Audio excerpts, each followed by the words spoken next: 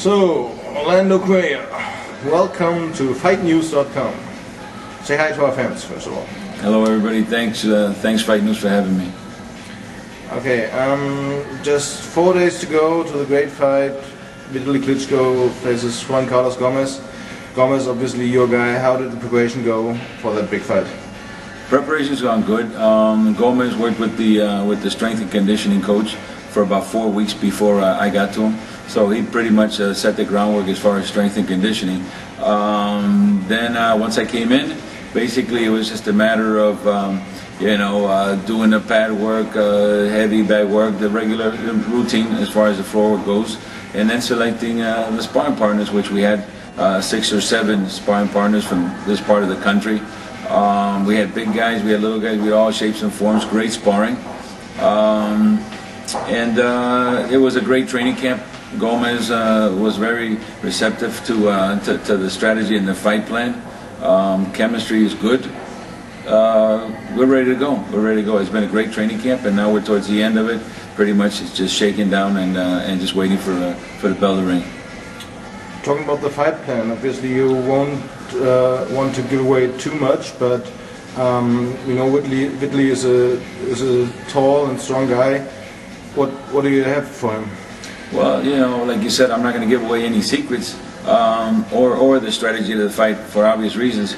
But one thing I can say is that Vitali, this is the case between Vitali being the taller, what I think is the stronger man in the fight, and Gomez being the smaller man, but the faster and more agile, mobile, and skilled in the fight. So it's a classic between, I think, size and strength against speed and skill.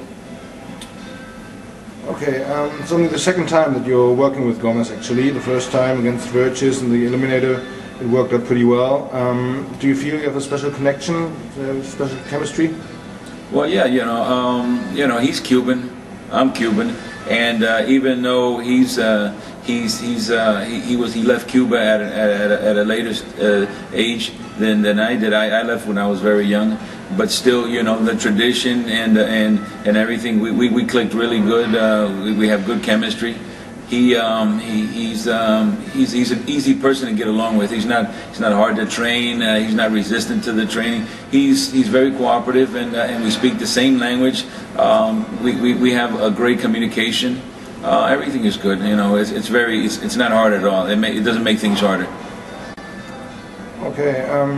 Against Virtus, Juan clearly dominated the fight, and I mean he won basically every round, I would say. Do you expect the same to happen against Vitali? Pretty much. We have a couple of things that we've been working on for Vitali, which we hadn't incorporated in the Virtus fight, which is a different style. I think Virtus is a little bit more mobile. Even though he's not as tall as Vitali, but pretty much, they're similar styles, and we did add a couple of things, to this fight, and of course, every time we train for a fight, we do something a little bit different pertaining to the style that we're about to face. So yeah, things were a little bit different, but not very much. Most people still think that Vitali will defend his title and will beat Gomez. I think odds are very good that Vitali will even knock him out. What do you respond? What do you answer to everybody saying that Vitali will win this one clearly? Well, you know what? I don't pay much attention to what people say or what they write or what they think. What I do is, I sculpture out a fight plan, a training routine. And that's what we focus on, that what we do in the gym is what we do in the fight. And if we can't do it in the gym, we definitely can't duplicate it in the fight. So according to now, everything's gone well in the gym. We're focused, concentrated on what we need to do. Gomez has crossed his T's, dotted his I's.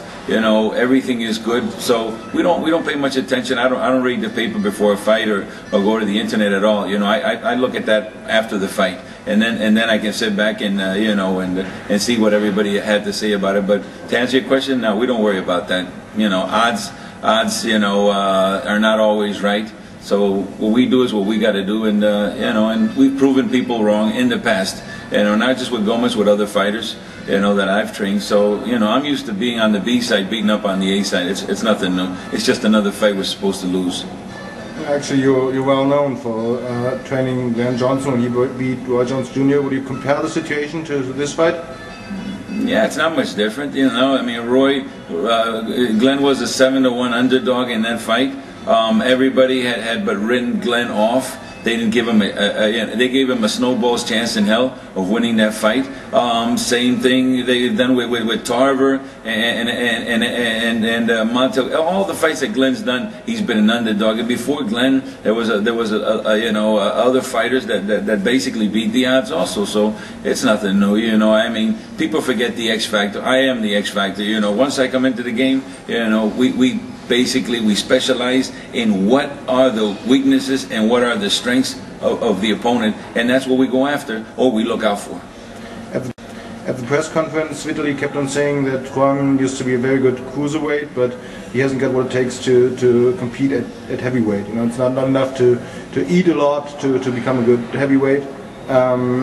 What would you say? I mean, is he just a good former cruiserweight champion who dominated that division, or can he do it at heavyweight as well? Well, you know what?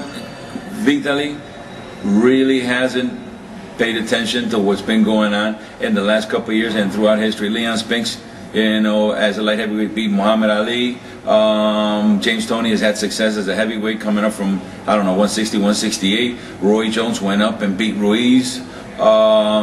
Chris Bird, a smaller man, went up in weight, and beat a heavyweight. So, a big man doesn't always beat a smaller man. A smaller man has speed, and he's a smaller target than a big man. A big man is slower, and he's a bigger target to hit. So, if you're going to compare that, if you look at that and think what Vitali said, well, Vitali can say whatever he wants to, but he's not really paying attention to the reality of what's about to happen. He can say whatever he wants to say to boost himself up and make himself confident and ego. Talking about Chris Bird, actually, Vitali had some problems in that fight, and he lost apparently to an injury. But there was a southpaw fighting against Vitali, and one of the fights that Vitali lost. Do you think that Gomez being a southpaw will help him against Vitali? Well, if history has anything to do with it, Vitali had a little trouble with Bird. Bird is a different style than Gomez, even though they are both southpaws. I really can't say that. I don't know if that's the case here. But one thing I will tell you is that Gomez, can do a lot of different styles, and he's able to make adjustments, and he showed it in the gym. So, if that's the case, Gomez will do very well. Okay, then give us your prediction. What will happen Saturday night in Stuttgart? Saturday night in Stuttgart, well, don't miss it, because we're going to prove all the critics wrong. Look for Gomez to win the fight, either by unanimous decision, or I'll go as far as saying knockout, TKO in the later rounds. I don't think Vitali's in shape. I think Vitali might go 5 or 6 hard rounds, and once we get past that, basically, we're in control. We're in control. Not that we're not in control from the beginning. We got to watch out because he's a strong puncher. But I think after 6 to 7 rounds, I think Vitali will pretty much, will have spent himself. He'll start looking for a way out of the fight and call it a TKO. Okay. I say Gomez by TKO. And what do you think will the ring announcer say at the end of the fight? Why do you love to hear that? Well, I think at the end of the fight, the ring announcer is going to say those familiar words, which are, and the winner is, and new heavyweight champion of the world, all the way from Cuba, making his home in Burbank, California, he is Juan Carlos Gomez.